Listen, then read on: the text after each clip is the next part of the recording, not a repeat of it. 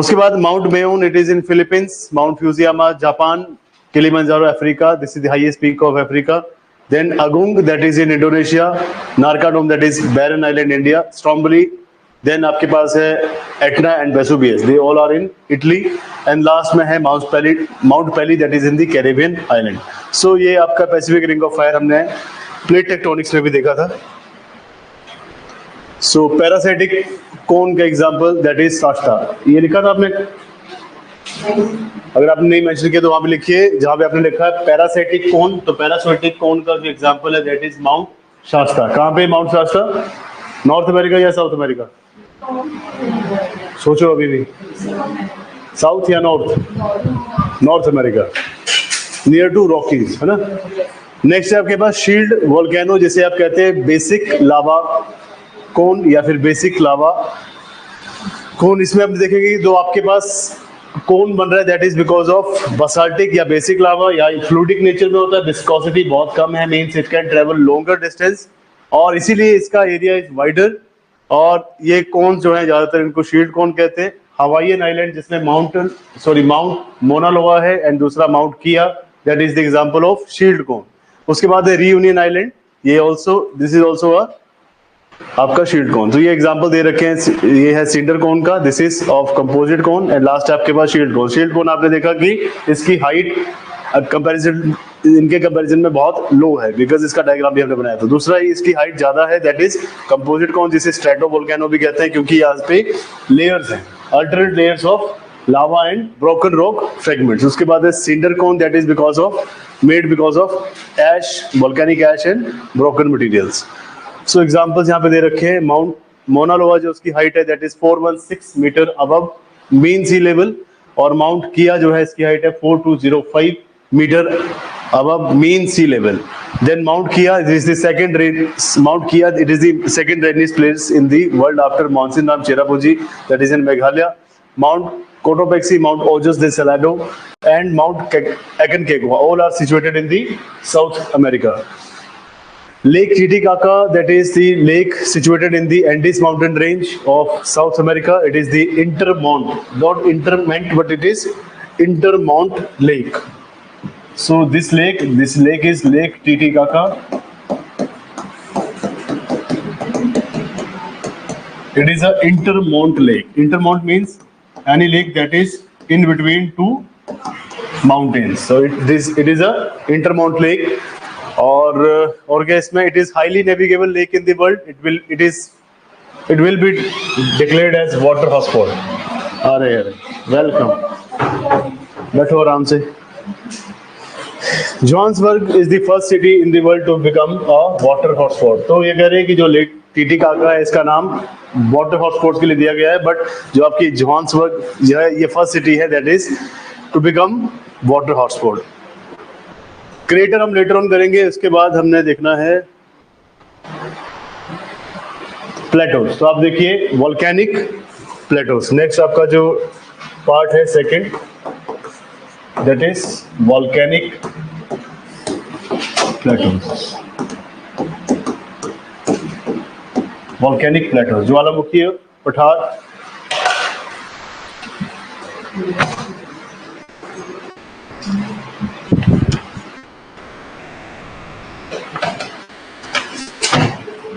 इसको आप ऐसे लिखिए volcanic plateaus and plains, slash लगा के साथ में plains. So volcanic plateaus and planes.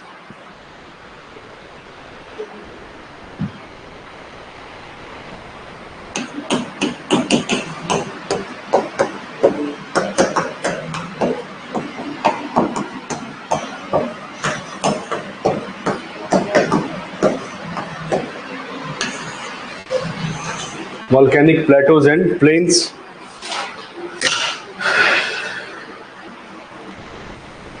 इसमें लिखिए these are very large and extensive plateaus. These are very large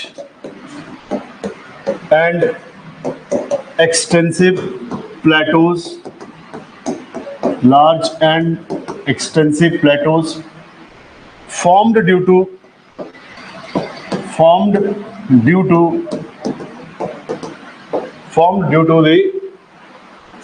to the deposition of basaltic lava, formed due to the deposition of basaltic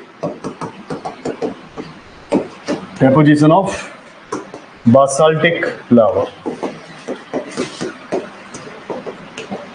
So ये बहुत बड़े आकार के और बहुत ही ज़्यादा फैले हुए मीन्स स्प्रेड एरियाज हैं प्लेटोज के, जो कि बसाल्टिक लावा के डिपोजिशन के कारण, उसके जमने के कारण, उसके जमाव के कारण बनते हैं. So these are the large and extensive plateaus that are form due to deposition of basaltic lava.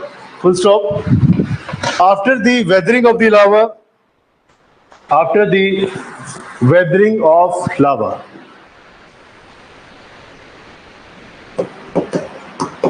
after the weathering of lava, जब ये लावा टूटता है इसकी वेदरिंग होती है. After the weathering of lava, these plateaus give rise to black soil. After the weathering of lava, these plateaus give rise to, after the weathering of lava, these plateaus give rise to black soil, which is most fertile, as well as give rise to black soil which is most fertile, and retains moisture, and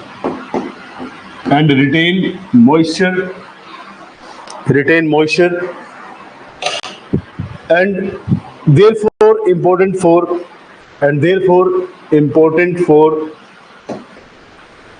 cash crops,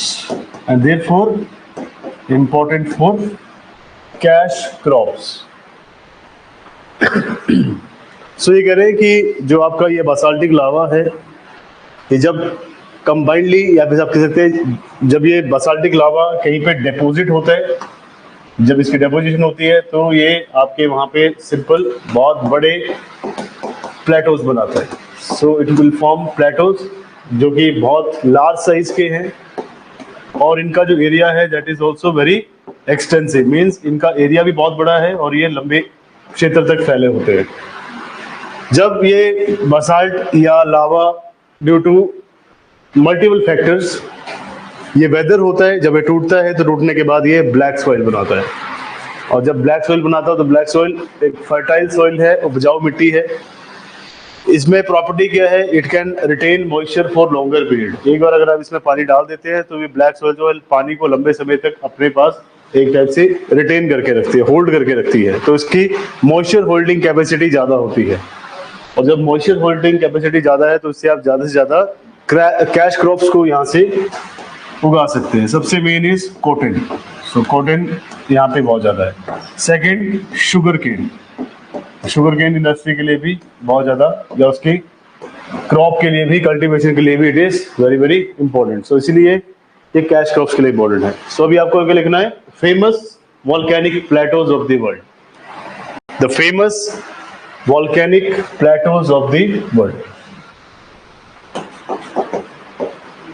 famous volcanic plateaus of the world. Again, आपको ये world map पे, Atlas पे mark करने हैं कौन सी country में कहाँ पे हो, तो यहाँ पे आप मेंशन कर ही देंगे नोट्स में. तो famous volcanic Plato's of the world, पूरे विश्व के सबसे विख्यात या प्रख्यात आपके प्रमुख पठार. तो फर्स्ट है आपका Columbia snake plateau, that is in USA. First is Columbia snake plateau, it is in संयुक्त राष्ट्र America. So Columbia snake plateau, it is in USA. So first है आपके पास यूएसए में कोलंबिया स्नेक प्लेट्यू। नेक्स्ट है Patagonia plateau that is in Argentina. Patagonia plateau PATAGONIA plateau that is in Argentina. कहाँ पे है अर्जेंटीना? South America. तो south America की जो कंट्री अर्जेंटीना वहां पे है पैटागोनिया प्लेट्यू। और बताइए। हाँ जी, ड्रेकनबर्ग नहीं वो नहीं, इंडिया पहुंचेंगे हम अभी हम अमेरिका और साउथ अमेरिका देख रहे हैं। मीन्स एक यहाँ पे देखा हमने नॉर्थ अमेरिका फिर साउथ अमेरिका। नेक्स्ट लिखिए Parana plateau PARANA Parana plateau that is in south America. It is also in south America Parana plateau. एक और है ड्रेकन्सबर्ग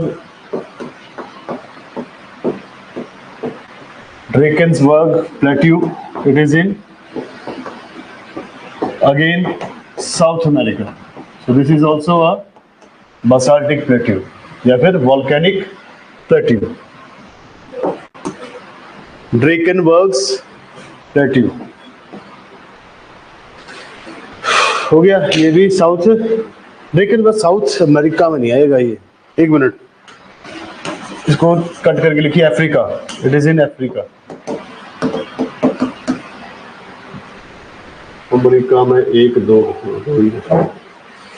नेक्स्ट आपके पास ड्रेकनबर्ग के बाद दैट इज, बताइए, इंपॉर्टेंट प्लेट्यू है साइबेरियन प्लेट्यू। साइबेरियन प्लेट्यू कहाँ पे है ये? Russia. So it is in Russia region, Siberian plateau. और अब आएगा डेक्कन लावा प्लेट्यू।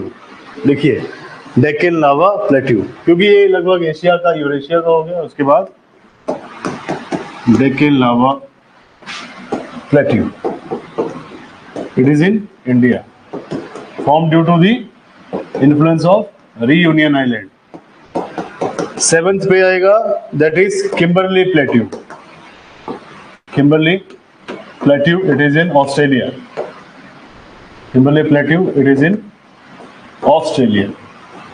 सो ये नेम्स आपने याद रखनी है, फैक्चुअल नॉलेज है, राइट। ये वॉल्केनोस या फिर आपके जो ये कोन्स हैं या फिर प्लेटोज हैं, ये फ्यू इयर्स में चेंज नहीं होंगे, राइट। सो ये आपका एक्सट्रूसिव वॉल्केनिक लैंडफॉर्म में से माउंटेन्स कंप्लीट हो गए, मीन्स इसको आपने कोन्स कहा, वॉल्केनिक कोन्स। दूसरा प्लेटूस, ये आपने देख लिया। अब आता है नेक्स्ट दैट इज क्रेटर, ठीक है। सो नेक्स्ट जो आपके पास landform that is crater, third type of extrusive landform. मैंने पहले आपको 2 ही बताई, अब ये है आपके पास third that is crater. Crater का आपका इसमें पीपीटी में भी एक पिक्चर था जहाँ पे क्रेटर जो है दैट इज एक टाइप से डिप्रेशन इनसाइड दी वोल्केनो। एक खड्डा है वोल्केनो के अंदर जहाँ पे पानी भरता जा रहा है over the period of time, centuries of rainfall. तो पानी जब भर जाता है तो उसे आप कहते हैं this is a crater lake, right. So next है आपके पास क्रेटर। तो क्रेटर के बारे में लिखिए, इट इज अ वेंट और opening through which lava is erupted। It is a vent और ओपनिंग मीन्स एक ऐसी डिप्रेशन जहां से लावा बाहर की तरफ निकलता है। So crater is a vent और an opening through, it is an vent और an opening through which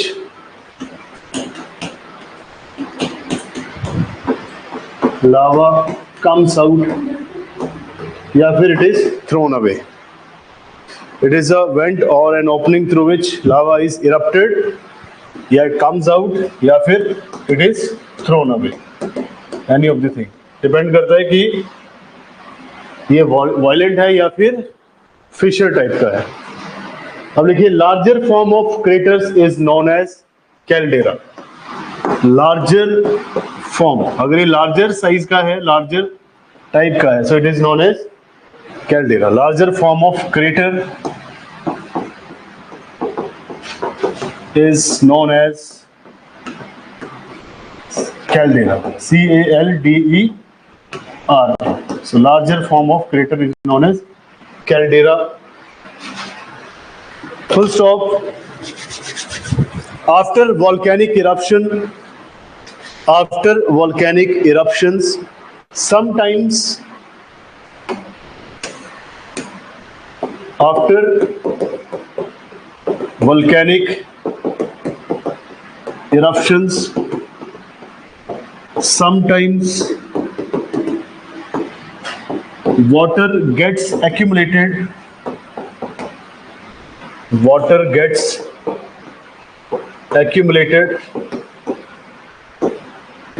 after volcanic eruption. Sometimes water gets accumulated inside the crater. Water gets accumulated inside the crater, which give rise to crater lakes, which further give rise to crater lakes. जब यहाँ पे पानी जम जाएगा after centuries of rainfall, तो इसे आप कहेंगे this is a crater lake या crater lakes. So this is crater lake. अभी इसका डायग्राम देख लेंगे आप या पिक्चर देख लेंगे उसमें आपके PDF में। ये तो हॉट स्प्रिंग एंड गीजर है, ये है, दिस इज क्रेटर लेक। सो यही आपने लिखा and this is the picture, यहाँ से आप देख सकते हैं। सो क्रेटर एक वेंट है, ओपनिंग है, जहाँ से मैग्मा या लावा बाहर की तरफ को फ्लो करता है। जब ये बहुत बड़े आकार का होता है तो इसको हम कैल्डेरा कह देते हैं, बिग साइज का तो इट इज कैल्डेरा। और आफ्टर वेदरिंग ऑफ लावा, अरे यार मिक्स है यहाँ पे, है ना, इट इज मिक्स, इसलिए किस पे रिलाई नहीं करना है, नोट्स अपने खुद बनाने हैं। अगर ये बड़े साइज का तो कैल्डेरा है और वाटर एक्यूमुलेशन हो रहा है, so it will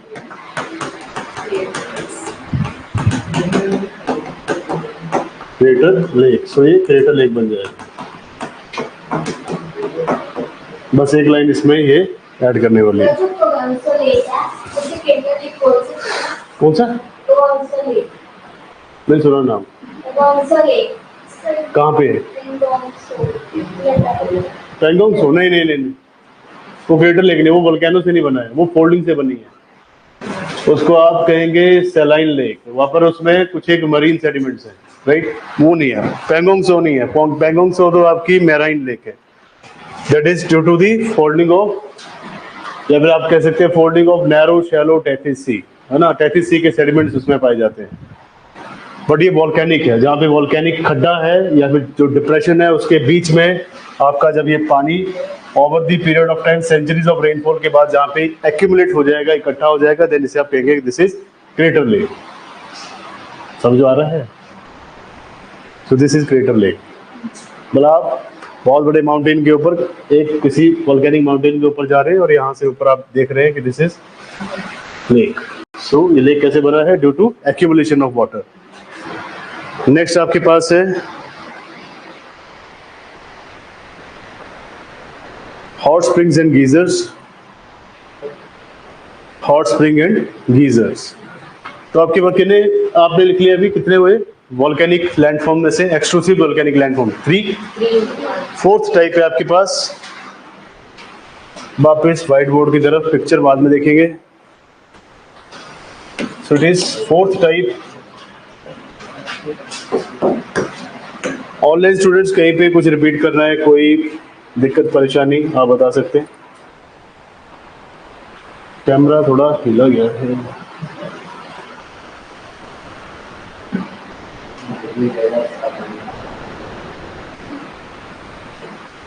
so fourth type जो है आपके पास, that is hot spring and geysers. Hot spring and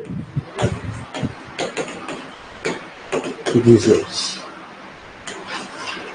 hot springs as such India में अवेलेबल है, जिसे आप कहते हैं गर्म पानी का चश्मा, बट स्प्रिंग्स यहाँ पे अवेलेबल, सॉरी गीजर्स यहाँ पे अवेलेबल नहीं है। ये आपके जो हॉट स्प्रिंग एंड गीजर है, it is a type of extrusive volcanic landform. Crater भी इसी का फॉर्म है, that is extrusive volcanic landform का ही फोर्थ पार्ट है hot spring and geyser, and also crater भी। सो ये उसी के ही अभी पार्ट्स चल रहे हैं। वोल्केनिक माउंटेन एंड प्लेटोज हमने कंप्लीट कर लिया, जिसमें से क्रेटर था थर्ड, एंड फोर्थ है आपके पास hot springs and geyser. So deep inside the earth there is a presence of asthenosphere, the layer of magma and lava. अगर आप किसी कॉन्टिनेंट के ऊपर हैं, नॉर्मल कॉन्टिनेंटल लैंडमास के ऊपर है, तो वहां से मैग्मा या लावा बाहर की तरफ निकलना शुरू कर देता है, इरप्ट करना शुरू कर देता है। ऑल्सो ओशनिक क्रस्ट में भी इरप्ट होता है, जहाँ पे ये मिड ओशनिक रीजन बनाता है, कुछ एक आर्किपेलागोस बनाता है, आइलैंड आर्क फेस्टून्स बनाता है। बट मैंने आपको, जब हम क्रस्ट के बारे में लिख रहे थे कि एक ओशनिक क्रस्ट होती है, एक कॉन्टिनेंटल क्रस्ट होती है। कॉन्टिनेंटल क्रस्ट जो है उसका जो एवरेज थिकनेस है दैट इज 35 किलोमीटर्स, और जो ओशनिक है उसका 5 किलोमीटर्स, है ना। बट जब आप बात करते हैं यंग फोल्ड माउंटेन्स की, या फिर माउंटेन्स ऑफ एलिवेशन, जो कि बहुत ऊंचे पहाड़ हैं, तो वहां पे जो आपकी कॉन्टिनेंटल क्रस्ट है वो डबल हो जाती है। उसको कहते हैं आप doubling of the earth crust on the mountains of elevation. For example, अगर आप बात करें माउंट अन्नपूर्णा की, माउंट कंचनजंगा की, या नंगा पर्वत की, नंदा देवी की, सो वहां पे there is doubling of the earth crust. जहां पे नॉर्मल कॉन्टिनेंटल लैंड मास के ऊपर कॉन्टिनेंटल क्रस्ट इज 35 किलोमीटर, तो यहाँ पे डबल होके क्या हो जाती है 70 किलोमीटर, राइट। सो अब ये जो ट्रैप्ड हीट है इनसाइड द अर्थ एस्थेनोस्फीयर में, तो नॉर्मल लैंड मास के ऊपर तो इरप्ट हो जाता है in the form of volcano, या फिर आप कह सकते हैं मिड ओशनिक रिजेस की फॉर्म में in the inside the ocean. But जो आपकी माउंटेन्स ऑफ एलिवेशन है, जहाँ पे आपकी हिमालयस हैं या फिर यंग फोल्ड माउंटेन्स है, वहाँ पे ये हीट जो है वो ट्रैप्ड हीट ये बाहर निकलना चाहती है, और ये हीट बाद में गैसेस की फॉर्म में बाहर निकलती है। बट आप कई बार देखते हैं कि जहाँ पे भी आपके फोल्ड माउंटेन्स है या फिर माउंटेन्स ऑफ एलिवेशन है, बहुत ऊंचे पहाड़ है, वहाँ पे हमेशा there is a water body, और जब वाटर बॉडी के नीचे से अगर ये हीट आती है तो उस पानी को ये गर्म कर देती है, और जब वो पानी गर्म होता है तो उसे कहते हैं कि ये पानी उबलता हुआ पानी, जैसे कि जिसे आप कहते हैं गर्म पानी का चश्मा या फिर हॉट स्प्रिंग। बट अगर हम बात करें आपके येलोस्टोन नेशनल पार्क की रॉकीज के नियर बाय, तो वहाँ पे क्या है कि ये हीट जो है बहुत ज़्यादा हाई हीट है, मतलब बहुत ज़्यादा एक्सट्रीम हीट की फॉर्म में है ये। और जब ये गैस या जब ये हीट ऊपर की तरफ ट्रैप होकर, जब ये गैस ऊपर की तरफ को इवॉल्व होती है, राइज करती है, तो ऊपर के पानी को इतना ज़्यादा उबाल देती है कि वो पानी गर्म पानी की फॉर्म में न रहकर वो एक फ्यूमा रोल बन जाता है। फ्यूमा रोल का मतलब है कि वो एक गर्म भाप की तरह, वाटर वेपर की तरह वहाँ पे इवॉल्व होना शुरू करता है। तो वहाँ पे उसे गीजर्स कहते हैं, भारत में इसे हॉट स्प्रिंग कहते हैं। हॉट स्प्रिंग और गीजर में फर्क क्या है कि ये बॉइल्ड वाटर है, मतलब गर्म पानी है, और ये जो है ये पानी जो बाद में इवेपोरेट हो रहा है, मीन्स यहाँ पे भाप उठ रही है, वाटर वेपर यहाँ पे इवॉल्व हो रहा है। सो दोनों में बहुत डिफरेंस है। सो गीजर्स जो है as such harmful for the humans, इसके नियर बाय नहीं जाना चाहिए। मतलब फॉर एग्जाम्पल स्टीम से जलना और गर्म पानी से जलना, देयर इज अ डिफरेंस, है ना। स्टीम ज्यादा खतरनाक है या फिर गर्म पानी? स्टीम, क्योंकि वो जब हवा का फ्लो आएगा तो स्टीम आपकी तरफ भी आ सकती है। प्रेशर कुकर की स्टीम देखिए, खतरनाक होती है। और गर्म पानी जो है उससे ज्यादा उतना प्रभाव नहीं पड़ेगा, क्योंकि पानी एक जगह पे स्टैग्नेंट है, उड़ के नहीं आएगा। तो स्टीम जो है फ्लो ऑफ द विंड के साथ या फ्लो ऑफ द एयर के साथ आपके पास आ सकता है, इसलिए इससे दूर रहना चाहिए। So hot spring and geysers, इसके बारे में लिखिए। ऑनलाइन स्टूडेंट्स, यहाँ पे कोई इशू आप बता सकते हैं, अपनी चिंता व्यक्त कर सकते हैं आप यहाँ पे। सो इसमें आप लिखिए fourth part that is of extrusive volcanic landform, उसमें फोर्थ पार्ट है हॉट स्प्रिंग एंड गीजर्स का। तो लिखिए, लिखना ही एक सबसे मेन काम है यहाँ पे। सो इसके बारे में लिखना शुरू करिए।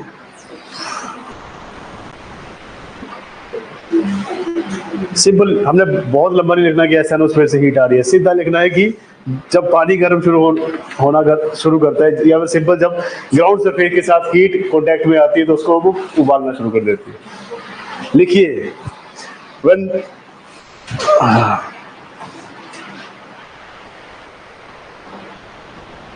इसमें लिखिए व्हेन ग्राउंड वाटर, क्योंकि लंबी स्टोरी हो जाएगी, अगर आप एस्थेनोस्पेस लिखना शुरू कर देंगे, है ना, कि there is a heat, sorry, there is a large amount of heat that is trapped inside the asthenosphere.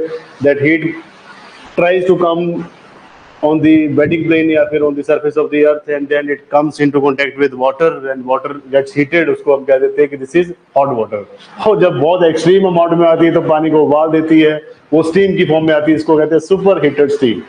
So not so long story, क्योंकि long story short करना जरूरी है. So इसमें लिखिए when groundwater comes in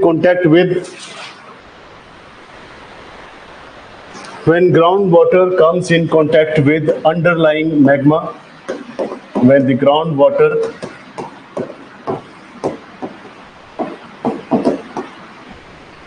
comes in contact with the underlying magma, तो जब ground water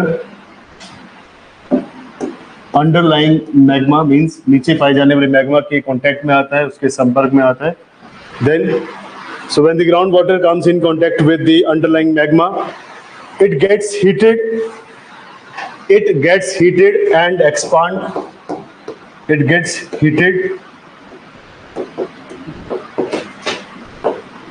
expands. Anything that is getting heated वो expand करेगा हमेशा. So it gets heated, expands, and comes out in the form of either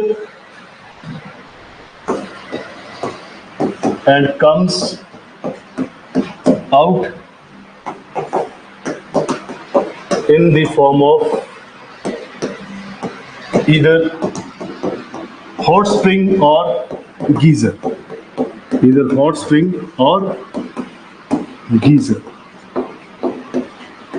simple. उन्होंने कहा कि जब भी आपका भूजल या फिर जिसे आप कहते हैं ग्राउंड वाटर, ये मैग्मा के कांटेक्ट में आएगा, अंडरलाइंग मैग्मा के कांटेक्ट में आएगा, या फिर मैग्मा की हीट के कांटेक्ट में आएगा, ये हीट होना शुरू होगा. जैसे ये हीट होना शुरू करेगा, इट विल स्टार्ट एक्सपेंडिंग, और ये बाहर की तरफ मतलब सरफेस के ऊपर आएगा in the form of hot spring और geyser. Full stop. Hence hot spring and geysers are associated. Hence, hot spring and geysers, these are associated with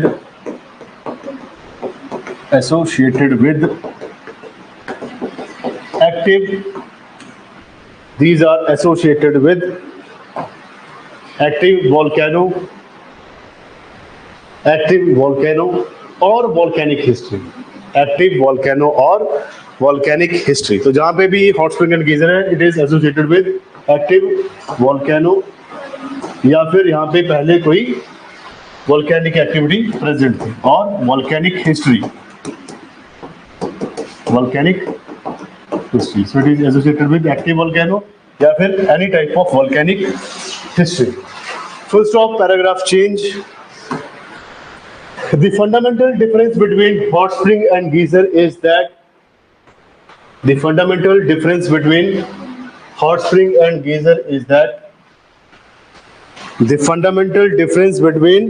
spring and geyser is that फिर dash लगाइए, फिर line change. The fundamental difference between hot spring and geyser is that in geysers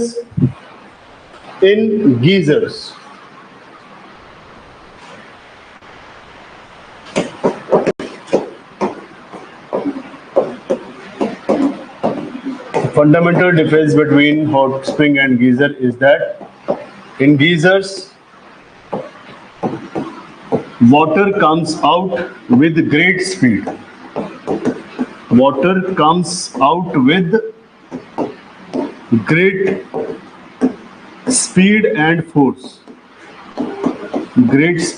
And force. Water comes out with great speed and force. Full stop. Geysers are found only geysers are found only in 3 places in the world. Geysers are found only in 3 places in the world. तो geysers पूरे world में सिर्फ 3 स्थानों पर ही पाए जाते हैं. So geysers are found only in 3 places in the world. That is Iceland, New Zealand. That is Iceland, New Zealand. Geysers are found only in 3 places in the world. That is Iceland, New Zealand, and last is Yellowstone National Park, USA. Yellowstone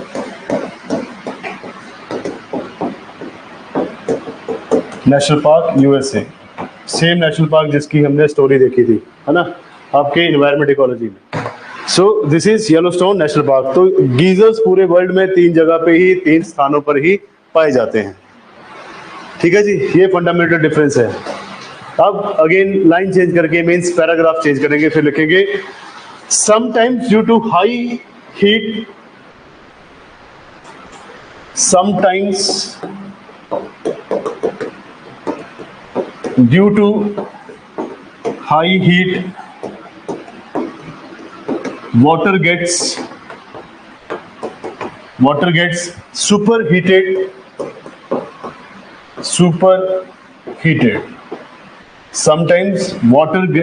Sometimes due to high heat water gets superheated and it comes out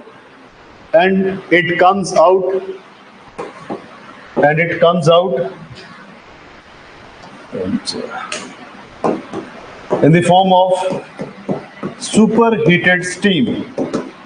Sometimes due to high heat water gets superheated and it comes out in the form of superheated steam. Superheated steam, STAMS, steam. Such steam is known as fumaroles. Such steam is known as fumaroles. तो इसे फ्यूमारोल भी कहा जाता है. फ्यूमारोल्स मतलब पूरा gas की तरह, धुएं की तरह उड़ेगा पूरा वाइट. तो दिस इज फ्यूमारोल. आगे लिखिए.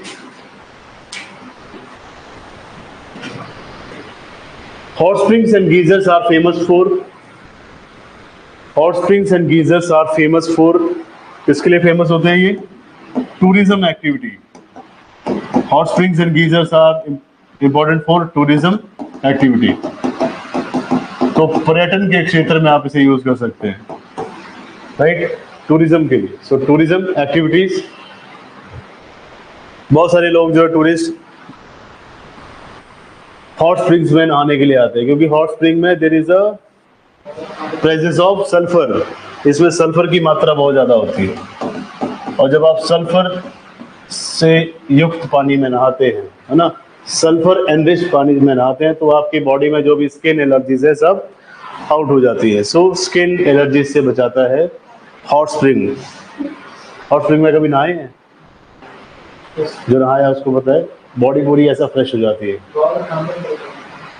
थकावट सारी निकल जाती है. So sulphur. Next, they are the sites for geothermal energy. They are the sites for geothermal energy. ये जियोथर्मल एनर्जी भी आपने साइंस एंड टेक में पढ़ी थी. वही है, टरबाइन लगा देंगे, टरबाइन जो है वो फिर आपके डायनेमो को या फिर आपके टरबाइन घूमेंगे, टरबाइन जो मैकेनिकल एनर्जी जनरेट करेंगे, मैकेनिकल एनर्जी को इलेक्ट्रिकल एनर्जी में कन्वर्ट कर लेंगे और उसको आगे फिर ट्रांसमिशन के थ्रू जहां पे भी यूज करना वहां यूज करेंगे. खत्म. एक और लिखिए, फैक्ट लिखिए. Fact, Iceland is number 1 country for geothermal energy, मतलब यहाँ पे जियोथर्मल एनर्जी पे टॉप पे। सिंपल लिखिए, Iceland is the top country, Iceland is the top country for geothermal energy, Iceland. Totally volcanic है एरिया, तो यहाँ पे जियोथर्मल एनर्जी पॉसिबिलिटी बहुत ज़्यादा हाई है, इसलिए ज़्यादा यूज़ करते हैं इसको इलेक्ट्रिसिटी जनरेट करने के लिए। ठीक है जी, तो ये आपके intrusive and extrusive volcanic landform यहाँ पे खत्म होते हैं। सो नेक्स्ट आप अभी पीपीटी में देखिए जो आपके डायग्राम्स है, ये देखिए जिसको आप पढ़ते आ रहे हैं शुरू से ही, दैट इज दिस पार्ट, इसको हम कह रहे हैं दिस इज बैथोलिथ। बैथोलिथ से पूरा का पूरा मैग्मा या लावा का चैम्बर है। So this is batholith. Batholith जो है रूट है आपके मैग्मा के फ्लो का। अब ये मैग्मा क्या कर रहा है, आप पर जो यहाँ पे आपका वाटर है, वाटर को गर्म कर रहा है। वाटर जो है गर्म होने के बाद, ऐसा नहीं कि वाटर यहीं पे अवेलेबल है, हीट ऊपर तक आ रही है, ग्राउंड वाटर बहुत नीचे तक है। अब नीचे से पानी को गर्म करते करते ऊपर भेज रहा है, ये पानी ऊपर आता जा रहा है, आता जा रहा है, then it will come out.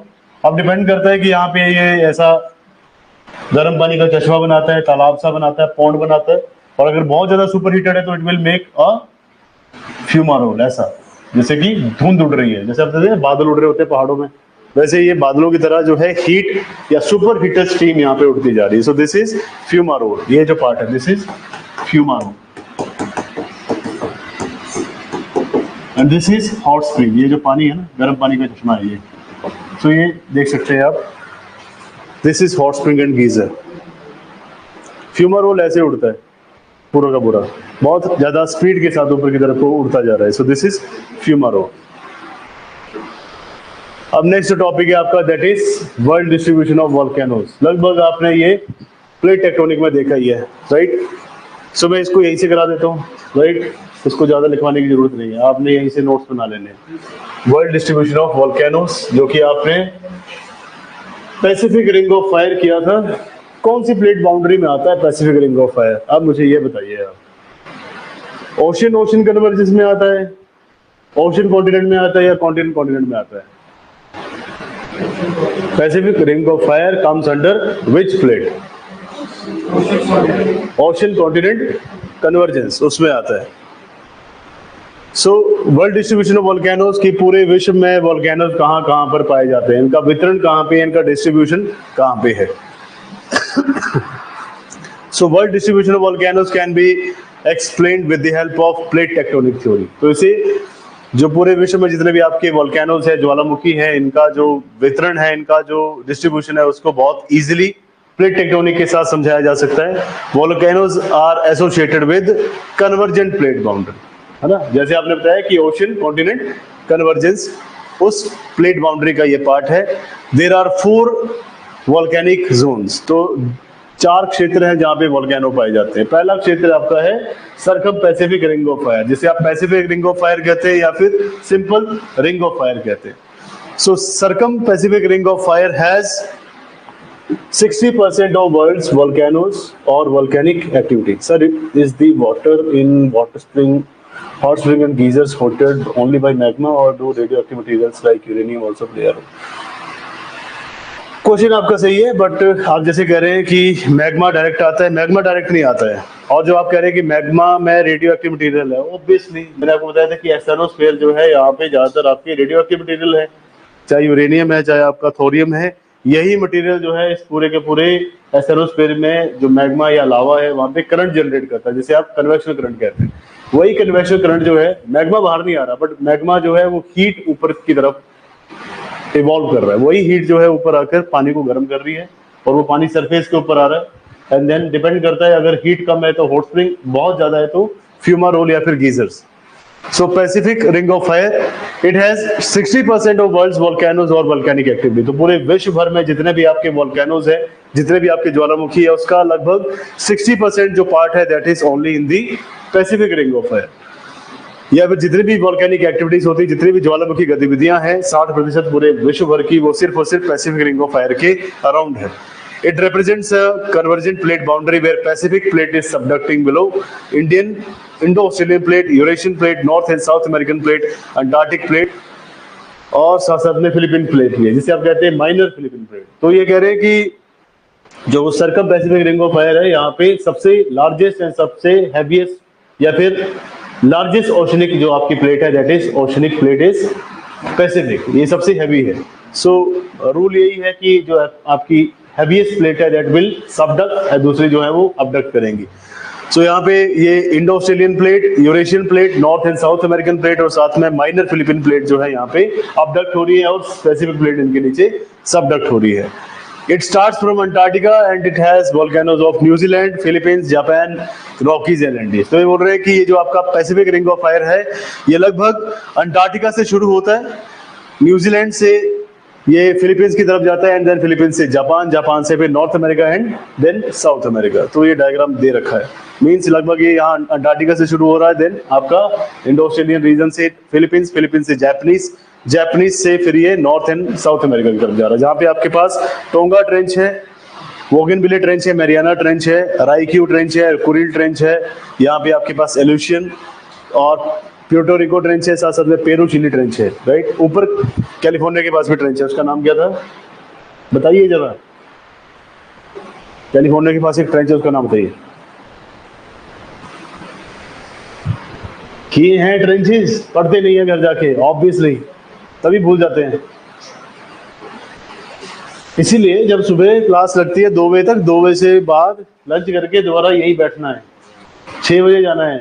क्या करना है घर जाके, 6 बजे जाना है, 6 बजे जाके उसके बाद भी इनफ टाइम है और 10 बजे सो जाने का। सुबह जल्दी उठना, सवेरे उठ के फिर दोबारा पढ़ना। तो इवनिंग टाइम का पढ़ना वो यही पढ़ना है। फॉर एग्जाम्पल अगर आप 4:30 में फ्री हो रहे हैं तो 1-1.5 घंटा यहाँ पे 6 बजे तक लगा के फिर जाइए, है ना, ताकि 2 घंटे आप यही पढ़ ले, घर जाके ना पढ़ना पड़े आपको, क्योंकि घर जाके आपको एक्स्ट्रा काम भी बताया जा सकता है घर वालों की तरफ से, और जिनके घर वाले नहीं है उनको भी खुद यहाँ पे खाना वाना बनाना है, राइट। सो 2 घंटे सुबह, 2 घंटे शाम दीजिए प्लीज, जिसमें से 2 घंटे एक्टिव स्टडी, 2 घंटे इनएक्टिव स्टडी, मीन जहाँ पे आपको असाइनमेंट कंप्लीट करनी है। ऐसे मत करो, आप भूल जा रहे हैं सब कुछ। नेक्स्ट है mid continental belt, second part, जहाँ पे वोल्केनो पाए जाते हैं। कहाँ पे मिड कॉन्टिनेंटल बेल्ट पता है, फिर बताना, हंस रहे हैं आगे से। मिड कॉन्टिनेंटल बेल्ट कहाँ पे है, तो मिड में ही है। कौन से कॉन्टिनेंट के मिड में है, पैसिफिक नहीं है, नहीं, बताओ जिन्होंने क्लास लगाई। मिड कॉन्टिनेंटल बेल्ट भूल गए, एशिया यूरोप, अरे वाह। और बताइए mid continental belt, mid continental Mediterranean के अराउंड के आपके जितने भी वोल्केनिक माउंटेन्स हैं, जैसे माउंट एटना, वेसुवियस, ट्रोम्बली, है ना, अभी लिखे आपने, सिसिली आइलैंड के पास में mount Etna. So mid continental belt कहाँ पे है, नियर मेडिटेरेनियन सी, और मेडिटेरेनियन के नॉर्दर्न पार्ट में, that is Europe part, Europe के आसपास के। This is convergent plate boundary where African and Indian plate, Indian नहीं आएगा यहाँ पे, अफ्रीकन प्लेट ये थोड़ा सा गलत है इसमें। Below the Asian plate, this region has 20% of world's volcanoes, the important mountains are Stromboli and Etna. This is Pacific ring of fire, this is mid continental belt, ये वाला part, and that mid Atlantic range, मतलब यहाँ पे आपका north America, south America, यहाँ पे Europe, बीच में there is mid Atlantic range. और ये जो आपका क्षेत्र है, this part is the mid continental belt near to Mediterranean sea, ये mid oceanic belt. 15% of the volcanoes are present in the divergent plate boundary. Volcanoes occur along the mid oceanic ridges and are silent fissure type of eruptions. Volcanoes of Iceland. Hotspot, these are the volcanoes located deep inside the plate, that is intra-plate boundaries, which cannot be explained by plate tectonic. These are region having thin crust, high temperature magma than the surrounding region. They may be old plate boundaries which have stabilized. They contains 5% of the world's volcanoes, जैसे कि Hawaii island है, Reunion island है और Mauritius, right.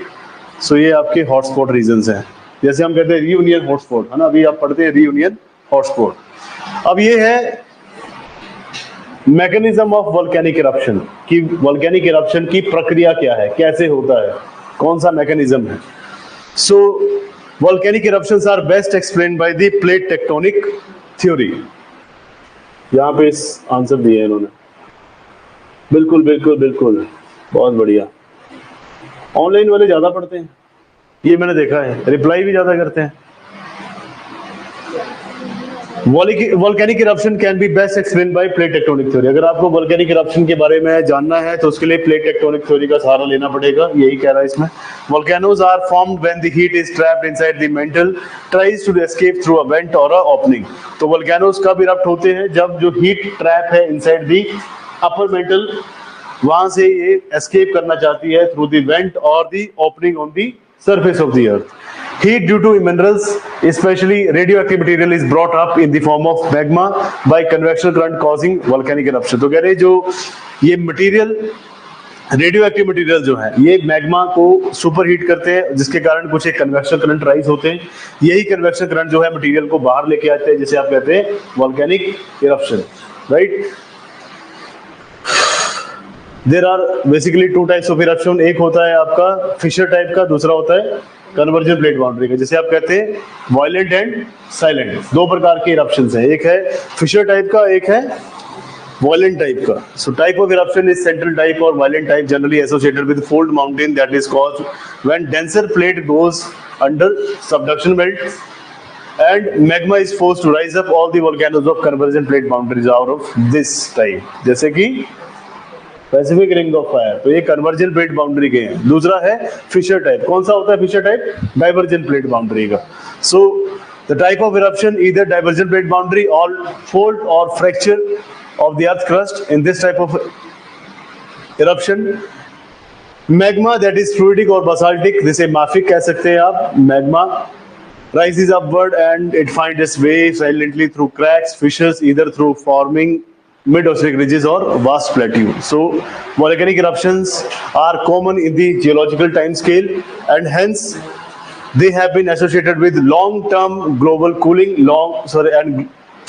short-term global cooling and long-term global warming.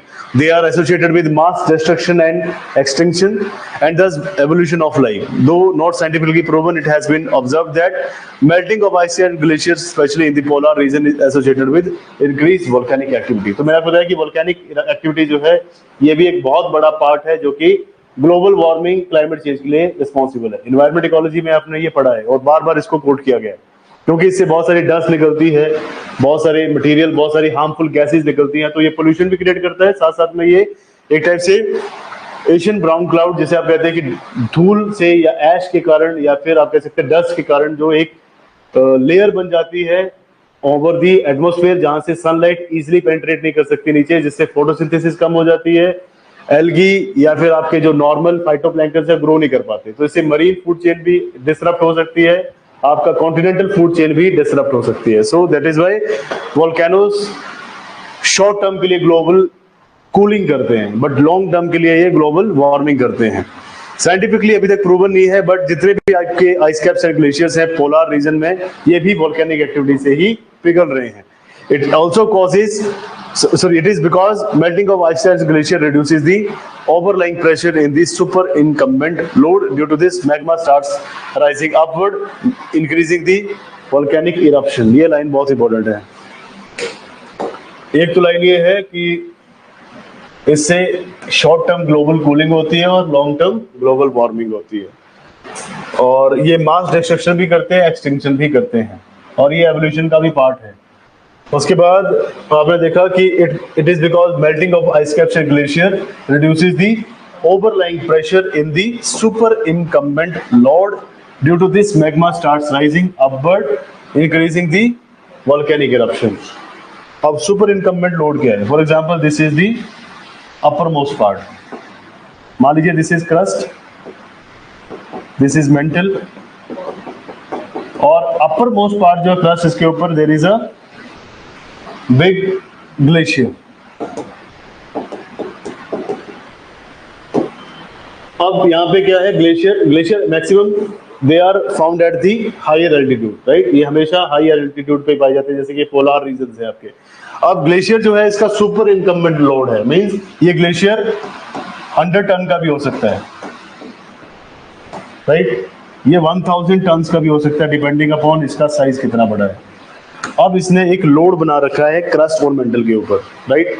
तो जब ये इसके ऊपर सुपर इनकम्बेंट लोड है, मींस इसका खुद का भार है, जब ये अपने खुद के मास से नीचे के एरिया को एक टाइप से प्रेस करके रख रहा है, तो मैग्मा एंड लावा बाहर निकल नहीं पाएगा। जैसे ये पिघल जाएगा, मैग्मा एंड लावा को क्रैक्स मिल जाएंगे, एरिया मिल जाएगा, जिसके थ्रू वो इजिली बाहर निकल सकता है। तो इसीलिए कह रहे हैं कि अगर there is a melting of ice caps and glaciers, ये ओवरलाइंग जो ऊपर का जो प्रेशर है आपका इस ग्लेशियर का, वो उसको पिघला देगा। मींस यहाँ से ग्लेशियर पूरा का पूरा डिस्ट्रॉय हो जाएगा। जब ये यहाँ से ये डिस्ट्रॉय हो जाएगा, रिमूव हो जाएगा, यहाँ से कोई ना कोई क्रैक बनेगा, जिसके थ्रू वोल्केनो इरप्ट होना शुरू हो जाएंगे। तो सुपर इनकम्बेंट लोड का मतलब यही है कि जब ग्लेशियर या आइस कैप्स एंड ग्लेशियर पिघल जाएंगे, तो ये जो लोड है over the crust and mental, ये रिमूव हो जाएगा, एंड अब इसके लिए एक पाथवे बन जाएगा, जिसके थ्रू वोल्केनिक एक्टिविटी हो सकती है। सो ये आपका पार्ट था। अब मैं दूंगा आपको क्वेश्चन, जो कि आपने लिखना है, अभी लिखना है, पर आपका तो टेस्ट भी है, अभी नहीं लिखना है। ये आपका होमवर्क है, आप ये लिखेंगे संडे को, संडे के लिए, ये आउट ऑफ टेस्ट है, राइट।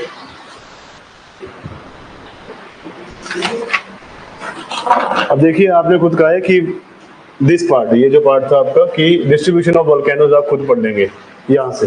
तो ये आपने नोट्स अपनी कॉपी में कंटिन्यूटी में बनाने हैं, जब कंटिन्यूटी में नोट्स बना रहे हैं। ऑनलाइन स्टूडेंट्स आपने भी, आपकी जो ये पीडीएफ है अपलोड हो जाएगी आपकी ऐप के ऊपर। सो अभी आपने एक क्वेश्चन लिखना है, और उसके लिए मुझे चाहिए यहाँ पे स्पेस।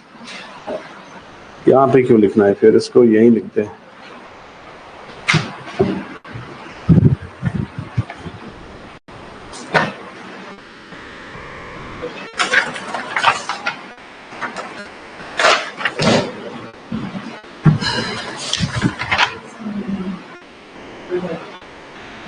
सिंगल लाइन क्वेश्चन है, explain the impact of volcanic eruption, explain the impact of volcanic eruption, explain the impact of volcanic eruptions on global climate, on global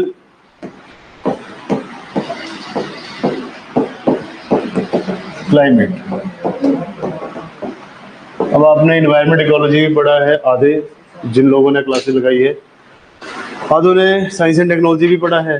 सो इसके कुछ एक पॉइंट यहीं पे डिस्कशन कर लीजिए, मैं सिर्फ आपको कंक्लूजन लिखाऊंगा, ठीक है। क्या फर्क पड़ेगा इसमें, कह रहे हैं कि explain the impact of volcanic eruption on the global climate, वैश्विक जलवायु के ऊपर ज्वालामुखी विस्फोट का क्या प्रभाव पड़ेगा या पड़ता है, होगा। दोस्तों क्या होगा इसमें, ऑनलाइन स्टूडेंट्स आप बताइए, 2-3 पॉइंट आप बताइए, 2-3 पॉइंट यहाँ से आ जाएंगे। 3 पेज बहुत होंगे, 2.5 से 3 पेज बहुत होंगे। संजना बताइए। ग्लोबल वार्मिंग तो होगा ही, चलो ठीक है। पहला, चलो ग्लेशियर मेल्ट हो गए,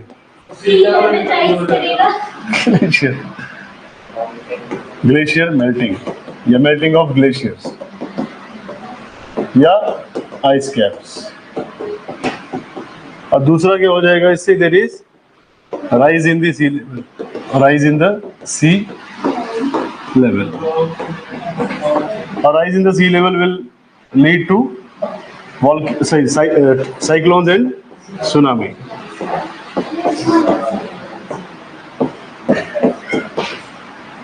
या फिर कोस्टल इरोजन, सिंपल लिख सकते हैं आप, ब्रैकेट में लिख लीजिए कोस्टल इरोजन। अब इससे क्या होगा, there is destruction of vegetation, Yes, destruction of vegetation and biodiversity.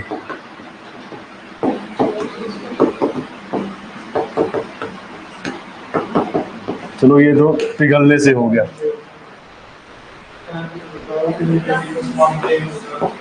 बड़ी चीजें हैं, फूड इनसिक्योरिटी है ना, ये सब इसको छोड़ो। और बताओ बताओ बताओ। पोल्यूशन तो होगा ही। पोल्यूशन में आप सिंपल लिख सकते हैं कि there is increase in the greenhouse gases emission. और बताओ। माउंटेन नहीं बनेगी, नहीं नहीं, लावा नहीं आएगा इससे बाहर। और बताइए, लावा आएगा पर उतना भी ज्यादा नहीं आएगा कि माउंटेन बन जाए।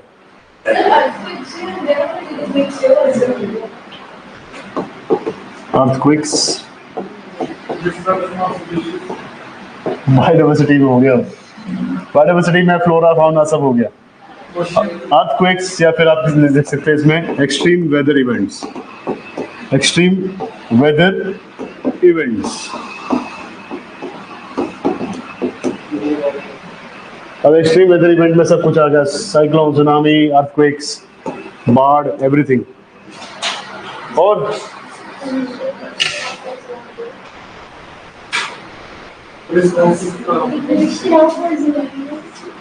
डिप्लीशन ऑफ ओजोन लेयर, हाँ ये भी अच्छा है, डिप्लीशन ऑफ ओजोन लेयर।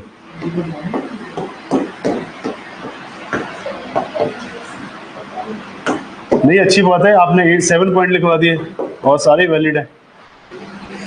और बताइए। और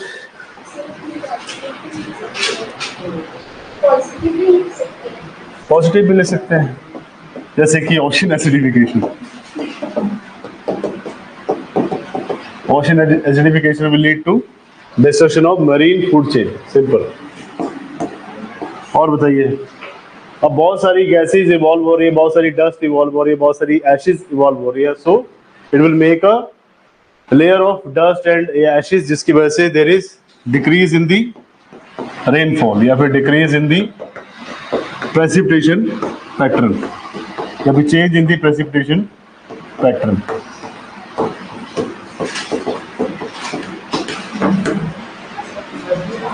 एक लास्ट पॉइंट बताइए और देन कंक्लूड करते हैं इसको। यूट्रोफिकेशन ही हो, हाँ जी, एसिड रेन भी हो सकता है। और बताइए।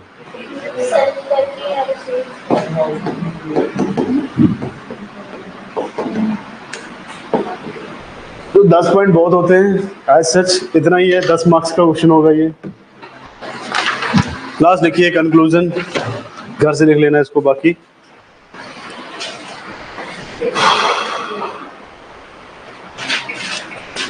Global warming is more caused due to global warming is more caused due to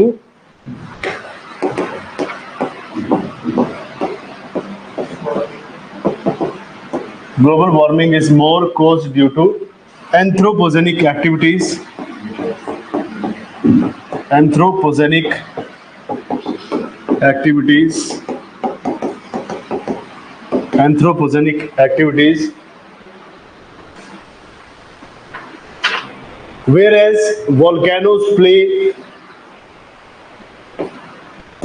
whereas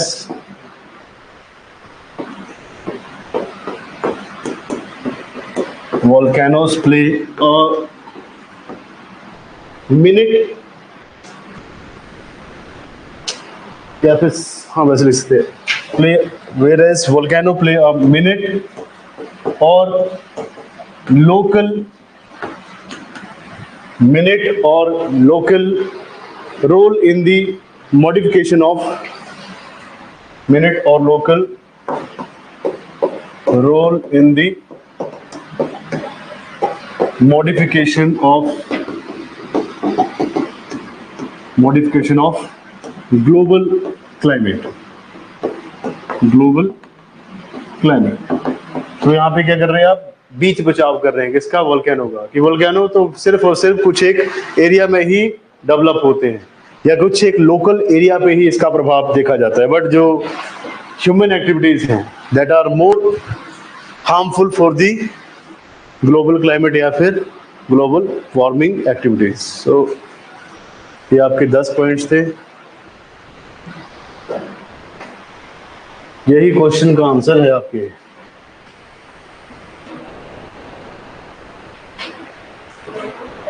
हाँ, कुछ पॉजिटिव पॉइंट भी पर हमने नेगेटिव भी लिखने ज़्यादा। हाँ, मीथेन बढ़ जाएगी, हार्मफुल गैसेज आ जाएगी, एटमॉस्फेरिक टेम्परेचर इंक्रीज होगा और variation in the rain pattern, बिल्कुल पॉजिटिव इम्पैक्ट। हाँ, इसमें पॉजिटिव इम्पैक्ट भी है पर इसमें हमें इम्पैक्ट लिखने हैं सिर्फ और सिर्फ नेगेटिव। ठीक है जी, यहाँ तक आपका ये कंप्लीट है वोल्केनो तक। नेक्स्ट है आपका rock cycle, that is rocks, चट्टान चक्रण। कितने प्रकार की चट्टानें होती है? Sedimentary, metamorphic and last is igneous, right. अब मेरे पास पीडीएफ है नहीं उसकी, सो सॉरी अबाउट दैट। चलो ऊपर, चलो चलो चलो।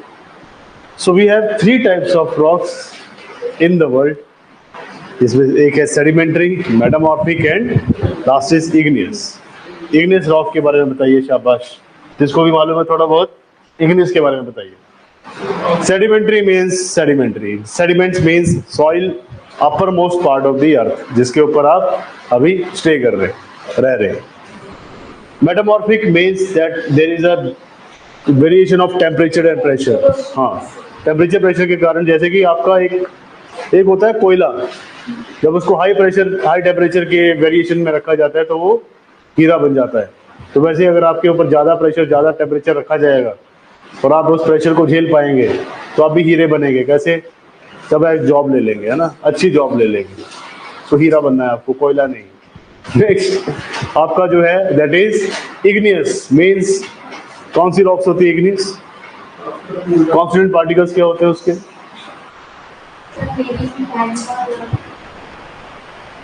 क्या होता है? मैग्मा लावा, है ना, वोल्केनिक इरप्शन के बाद। फिर बाद में वो धीरे धीरे इरोजन के कारण, वेदरिंग के कारण, ये मल्टीपल इनका साइकिल चलता रहता है। So this is rock cycle.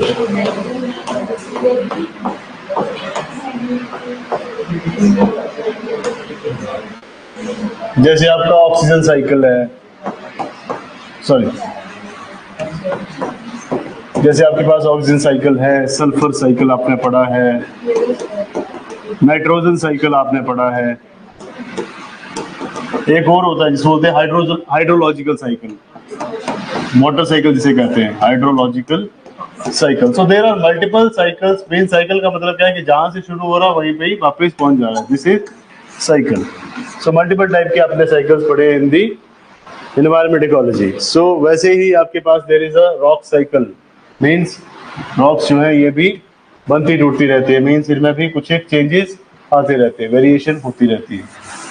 So there is rock cycle, जो कि आपका नेक्स्ट टॉपिक है।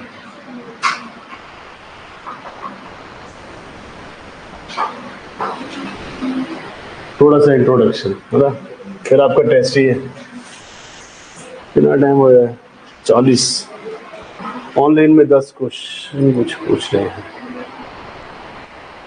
Cooling, solidification, crystallization of magma, explosive heat, primary rocks.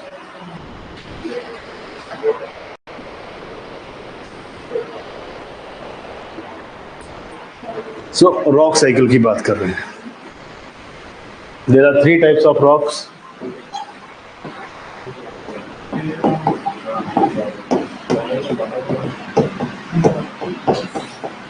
Igneous rocks.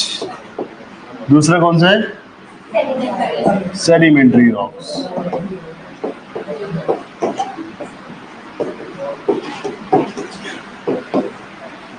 और metamorphic rocks.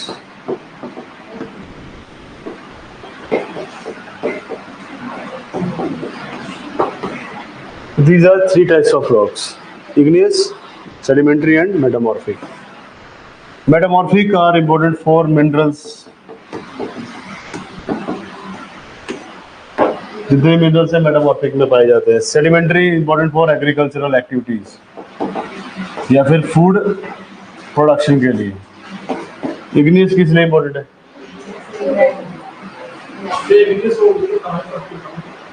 So these are the primary. These can lead to the formation of sedimentary and metamorphic.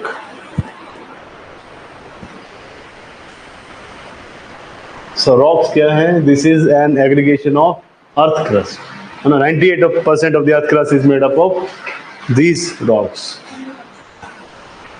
जिसमें आपका oxygen है, silicon है, aluminium है, iron, calcium, sodium, potassium, magnesium. Most dominant mineral जो है earth crust का, that is most dominant mineral of the earth crust is mineral. Most dominant mineral of the earth crust is oxygen and the most dominant mineral in the entire earth is iron. पूरे entire अर्थ का जो most dominant mineral है that is iron. The most dominant mineral in the earth crust is oxygen. Mineral में आता है। The rocks which are resistant to erosion are hard rocks and rocks which are not resistant to erosion are, गिर ना जाओ कहीं, ऐसी rocks जो कि इजीली इरोड हो जाती है उनको कहते हैं आप सॉफ्ट रॉक्स। ऐसी रॉक्स जो कि इजीली इरोड नहीं होती उनको आप कहते हैं हार्ड रॉक्स। सो स्ट्रेंथ के हिसाब से रॉक्स आपकी अलग अलग प्रकार की होती है, जैसे कि igneous and metamorphic are more stronger than sedimentary rocks, है ना। इग्नियस ज्यादा हार्ड हैं, उसके बाद मेटामॉर्फिक, देन सेडिमेंट्री, और उसी के बाद फिर आपका क्लासिफिकेशन चल पड़ता है रॉक्स का। सो आज आप नहीं करना चाहते हैं टॉपिक, सो थैंक यू। अभी कहाँ थैंक यू, यहाँ पे मुझे चेक करने दो कुछ।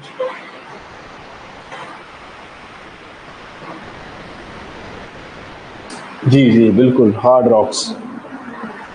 तो आप डेफिनेशन लिखिए रॉक्स की, क्या होता है। इंट्रोडक्शन तो लिखिए, इसमें लिखिए rock is an aggregation of, rock is an aggregation, AGGREGATION, rock is an aggregation, AGGREGATION। So rock is an aggregation of minerals. Rock is an aggregation of mineral, मतलब रॉक कोई भी है, चट्टान कोई भी है, तो वो मिनरल से मिलकर बनी होती है, जुड़कर बनी होती है। So rock is an aggregation of minerals. आगे लिखिए, about 98% of the earth crust, about 98% of earth crust, 98% of earth crust is composed of, about 98% of earth crust is composed of oxygen. About 98% of earth crust is composed of oxygen. Full stop. Full stop नहीं, comma लगाइए। Oxygen, बहुत सारे minerals और भी हैं, not only oxygen. Oxygen, silica, aluminium, silica aluminium, जैसे सियाल है ना, सिलिका एल्यूमिनियम, फिर comma magnesium, magnesium, iron, magnesium, iron, calcium, magnesium, iron, calcium, sodium, potassium, sodium and potassium, sodium and potassium. So rocks जो है या चट्टाने जो हैं ये मिनरल से, खनिजों से मिलकर बनी होती हैं, और लगभग 98% जो आपके अर्थ की क्रस्ट है वो ऑक्सीजन से, सिलिकॉन से, एल्यूमिनियम से, मैग्नीशियम से, पोटाशियम, आयरन, कैल्शियम, इन सब से मिलकर बनी होती है ना। आगे लिखिए, the most dominant mineral in the earth crust, The most dominant mineral in the earth crust is the most dominant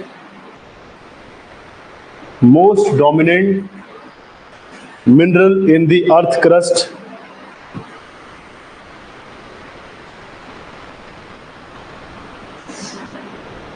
एक मिनट में चेक कर लेता हूं, अगर थोड़ा सा आपको डाउट है तो। Most dominant mineral in the earth crust is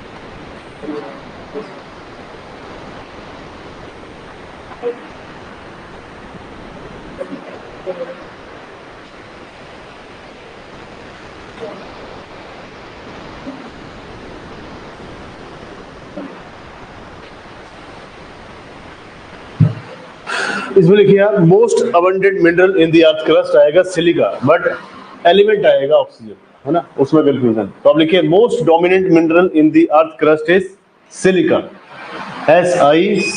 SILICA। Most abundant mineral in the earth crust is silica, while most abundant element in the earth crust is oxygen. तो एलिमेंट जो है वो ऑक्सीजन है, mineral जो है वो silica है। So most dominant mineral जो है दैट इज सिलिका और most abundant that is oxygen. अब लिखिए while WHILE that is while the most dominant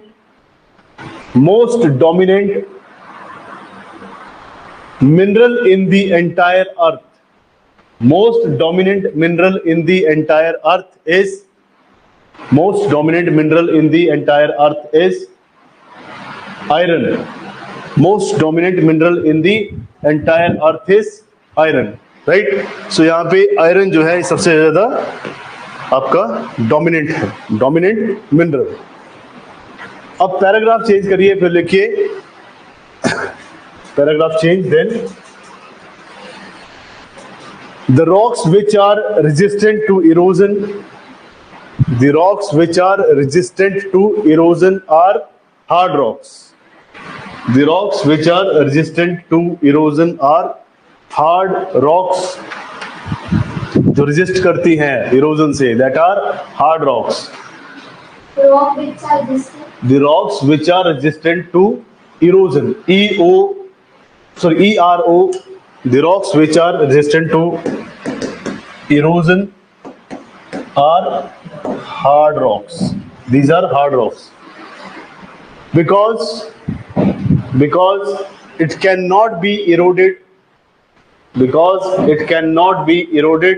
easily.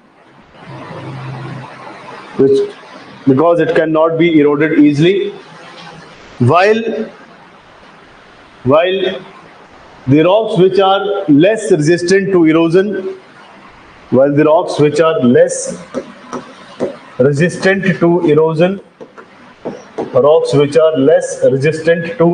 are soft rocks. तो ऐसी rocks जो कि less resistant है towards erosion, that are less resistant towards erosion, that are soft rocks. Last line लिखिए,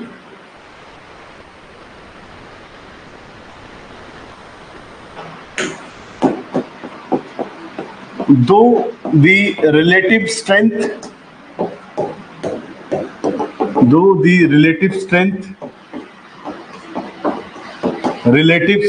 of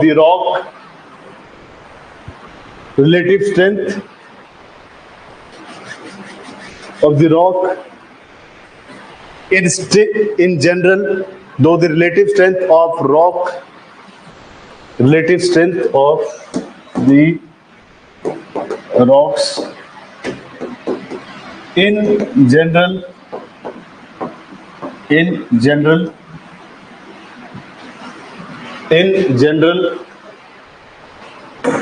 igneous and metamorphic IGNEOUS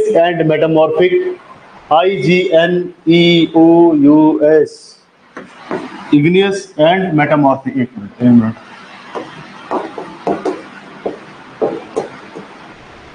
igneous and metamorphic rocks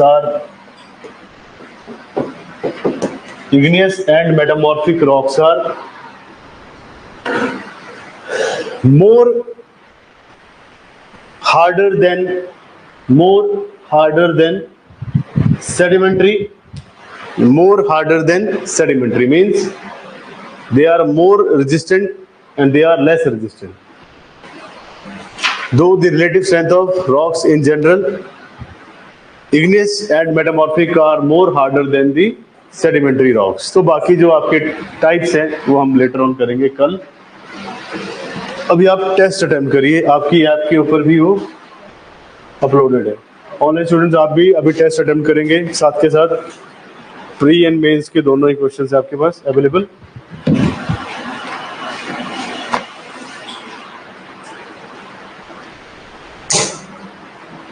ठीक है, और आप तो भी ऐप ओपन करिए, ऐप से करिए वो.